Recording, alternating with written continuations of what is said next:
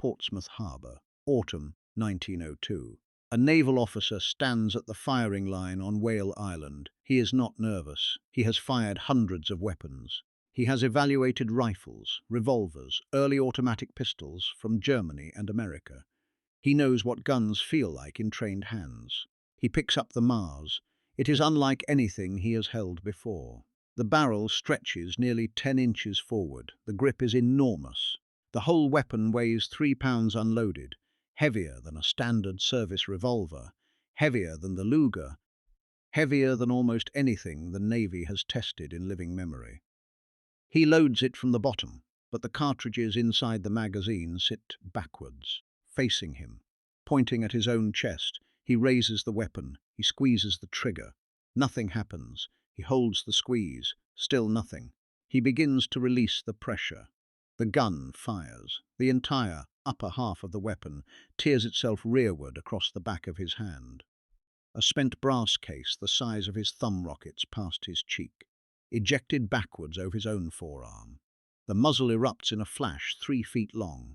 By the time the bolt slams home and the weapon stills itself, he is staring at a pistol that has just done something no handgun on earth could do in 1902. It fired a .45 caliber bullet at 1,250 feet per second.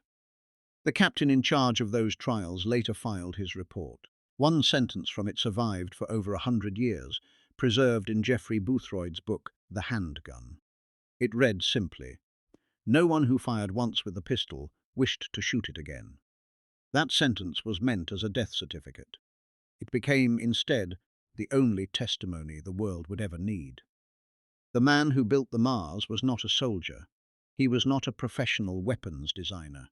He was not connected to the great Birmingham gun houses, not employed by the War Office, not backed by industrial capital or government contracts.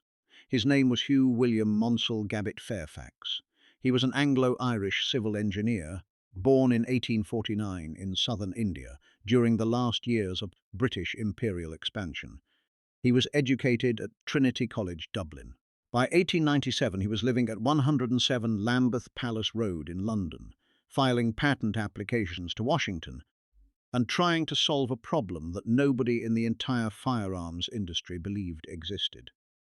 To understand what drove him, you have to understand what military handguns looked like in the 1890s. Armies carried 2 kinds of sidearm. They carried revolvers, reliable, simple, proven, but slow to reload and built around cartridges that were deliberately kept comfortable to shoot. And they carried the first generation of automatic pistols, the Mauser C96, the Borchardt, weapons that fired small, fast, bottlenecked rounds at high velocity. Rounds that punched clean holes through targets without reliably stopping a determined man. Gabbett Fairfax looked at both and decided both were wrong. He believed that a fighting pistol should hit with the energy of a rifle, not the awkward compromise energies that current designers were accepting. Actual rifle energy, delivered from a weapon a man could carry in one hand. He wanted a self-loading pistol that would put a man down with a single shot at any combat distance, not wound him, not slow him, put him down. He set out to build it himself, and from the very first prototype, he made every decision harder than it needed to be. The easy path for a lone engineer in 1897 was to license an extinct action and load it with a stronger cartridge. Gabbett Fairfax refused. The existing mechanisms could not safely contain the pressures he intended to generate.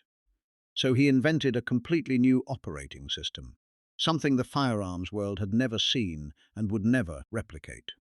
Patented in March 1898, it was a long recoil rotating bolt action so unusual that over a century later, only one other production pistol in history has used the same principle.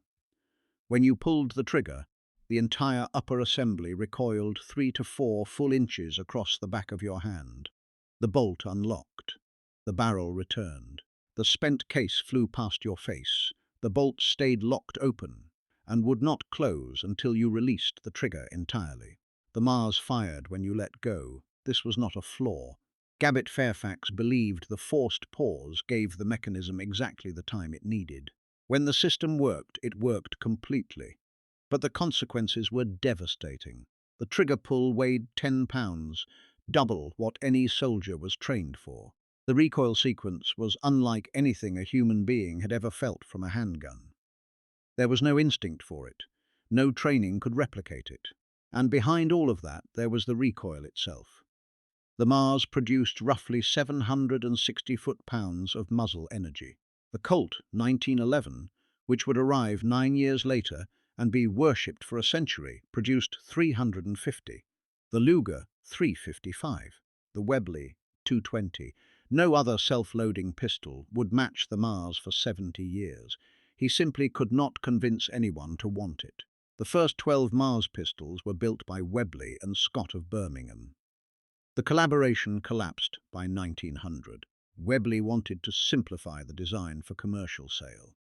Gabbett Fairfax refused every compromise. He moved to a small private workshop near the Birmingham Proof House and built the next 56 pistols himself, entirely by hand. No two of them were dimensionally identical. Parts from one Mars will not fit another Mars, even from consecutive serial numbers. Every weapon existed only in its maker's hands. He financed every penny from personal loans, borrowing against the promise that the military would eventually see what he saw. By the end of 1903, he was bankrupt, but before the money ran out completely, the Mars had its moment in front of the people who mattered. Between 1901 and 1903, Gabbett Fairfax submitted his pistol to approximately 8 separate military trials and demonstrations. The School of Musketry at Hythe, the Royal Small Arms Factory at Enfield for technical inspection, the Naval Gunnery School at HMS Excellent on Whale Island in Portsmouth. 8 chances, 8 audiences of trained military evaluators, 8 opportunities to change the direction of his life. The most significant trial took place on October the 28th, 1902, at Hythe. The testing went wrong in a way that the records preserve with uncomfortable precision. At round 410, the left bolt retraction ear, a small steel component the shooter uses to pull the bolt rearward, snapped clean off under the loads the Mars generated. The testers continued anyway. At round 817, the right ear broke, jamming the weapon shut. 817 rounds is a figure worth sitting with. Most service pistols of the period could not sustain that volume of fire without parts failure of some kind. The Mars had done it on a mechanism that was generating energies no handgun had ever been asked to sustain. But the manner of failure mattered enormously. 2 symmetrical pieces of the same component, breaking in sequence under identical loads. That was the kind of pattern a small arms committee would never forget. The penetration figures from those same trials were astonishing. Against a stack of half-inch wooden planks, the Mars drove a bullet through 16. The 7.63mm Mauser drove through 11. The .38 Colt revolver managed 6. There was no ambiguity. By every measurable ballistic standard, the Mars was the most powerful handgun the British military had ever evaluated. And the final report of the War Office Small Arms Committee, preserved in Edward Ezel's Handguns of the World, reads like a precise and gentle killing blow. A very powerful pistol, its accuracy, penetration, and no doubt its stopping power are good. It is, however, complicated in its present form, would be difficult to clean, and is heavy. A great deal of firing has been carried out with it. The mechanism did not always work well, and the recoil was complained of. The Director General of Ordnance went further. He personally praised the shoulder-stocked, long-barreled version of the Mars, describing it as a very small and compact rifle, accurate to 300 yards offhand and 600 yards from the shoulder. He was, in effect, complimenting Gabbett Fairfax on having built a weapon in a category that did not yet exist. Then he recommended that the Army would only consider troop trials if the muzzle velocity were reduced to no more than 1,150 feet per second. Read what that means. The Mars was rejected in part because it was too powerful. The Army that wanted stopping power, that had built its entire handgun philosophy around putting men down with big, slow bullets, had encountered a weapon whose energy was beyond anything they were prepared to ask soldiers to manage. Not beyond proof, not beyond the capability of the mechanism, beyond the willingness of human beings to stand behind it and keep firing. The contemporary writer HBC Pollard captured what the Mars felt like in a sentence that has outlived every other description of the gun. He wrote that Gabbett Fairfax had allowed his ideals to wander in the direction of high ballistics, and his pistols accordingly took on the form of young cannons. Young cannons, that phrase, written about a pistol in 1903. After his bankruptcy, Gabbett Fairfax's creditors moved to recover what they could. They formed a new company, the Mars Automatic Pistol Syndicate Limited in Birmingham, to take over his patents and attempt to sell the weapon commercially. They produced perhaps 20 more pistols. His former shop manager filed patent improvements. The syndicate marketed a refined version in 1906. Nobody bought it. The syndicate dissolved in 1907. Total production across both companies, from the first Webley-built prototype to the last syndicate pistol, was approximately 80 weapons. 80. In an era when the Colt factory was producing thousands of revolvers a month. 80 Mars pistols entered the world, each one machined by hand, each one dimensionally unique, each one carrying the fingerprints of a man who had bankrupted himself trying to give the British Army the weapon he believed they needed. None of the 8 military trials produced an order, not a single contract, not a troop trial, not even a formal recommendation for further development. The only surviving personal record of Gabbett Fairfax's own voice comes from a letter he wrote in 1899 to the magazine Arms and Explosives. In it, he described his primary competitor, the revolver, as excellent, a man already watching his creation fail, already feeling the money running out, already understanding, perhaps, that the establishment would never embrace what he had built, and his public position on the weapon that was defeating him was excellent. That single word, in that context, carries an entire life inside it. The British Army's reasoning was consistent. The Webley revolvers in service were rated as good man-stoppers, simple, reliable, safe. The Army's near-obsessive concern about drop safety made them deeply suspicious of any mechanism as intricate as the Mars. The American military wanted simplicity and mass production. European armies were standardizing on lighter, faster cartridges. The Mars offered the opposite of every direction anyone was moving. And so the weapon that outperformed everything was left behind by everything.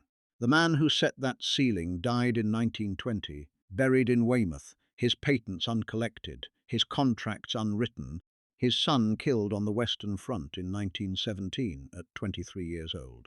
Hugh Gabbett Fairfax continued filing firearms patents until his death. None of them were ever taken up.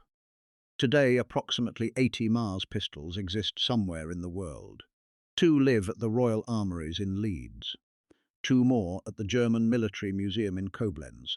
The rest are scattered across private collections. In May 2025, a Mars in its original wooden case sold at Rock Island Auction in Texas for $60,000. The same weapon, when it was new, had been part of the inventory that drove its maker into bankruptcy. In October 2025, Jonathan Ferguson, the keeper of firearms and artillery at the Royal Armouries, was filmed briefly dual-wielding both Leeds examples. The first time the 2 guns had been captured on camera together. For a few seconds, the Mars looked exactly like what it always was: terrifying, alien, impossible. A weapon that belonged to no era it actually lived in. Go back to Whale Island. Autumn 1902. The naval captain puts the Mars down on the table. He writes his report. He chooses his language carefully, as men in his position always do. No one who fired once with a pistol wished to shoot it again. He meant it as a final verdict. A weapon so brutal, so unpleasant, so far beyond what trained soldiers were willing to manage, that no further evaluation was warranted. He was correct in his assessment. The Mars was never issued, never adopted, never carried by a single British soldier into combat.